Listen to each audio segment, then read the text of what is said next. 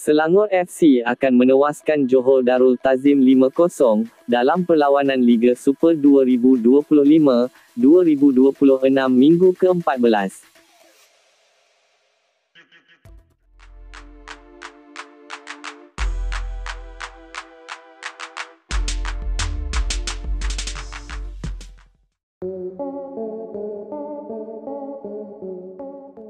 Saingan Liga Super minggu ke-14 menyaksikan pertemuan antara Selangor menentang JDT akan mencuri perhatian penyokong bola sepak tempatan yang dijangka bakal menarik puluhan ribu penonton.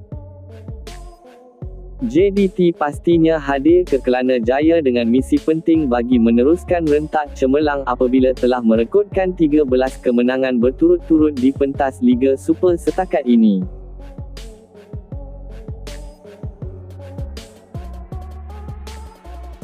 Sementara, tentangan sengit sudah tentunya akan diberikan oleh Selangor yang ketika ini turut berada dalam momentum terbaik selepas mengharungi 7 perlawanan tanpa kekalahan. Jangkaan peminat boleh dikatakan cukup tinggi bagi aksi yang akan dilangsungkan di Stadium MBPJ pada Ahad ini tatkala kedua-dua pasukan sedang bersaing di kelompok atasan Liga.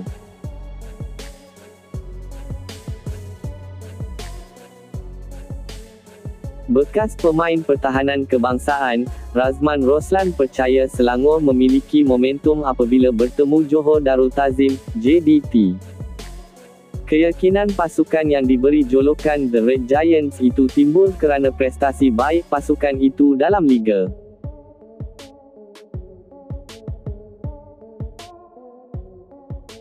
Sejak Christophe Gamel memimpin pasukan sebagai jurulatih interim, Selangor masih belum tewas dalam liga sejak 21 September lalu.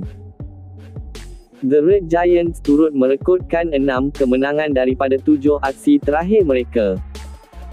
Ini termasuk kemenangan selesa 3-0 ke atas Melaka FC baru-baru ini.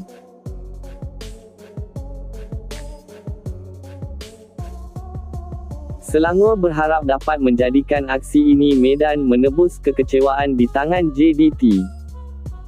Ini kerana mereka tewas kepada lawan sama dalam aksi liga pada Ogos lalu. Aksi sama turut menyaksikan The Red Giants terlepas peluang meraih gelaran juara Piala Sumbangsih. Pada perlawanan Liga Super minggu ke-14, Selangor FC begitu yakin dapat menewaskan Johor Darul Ta'zim dengan jaringan 5-0.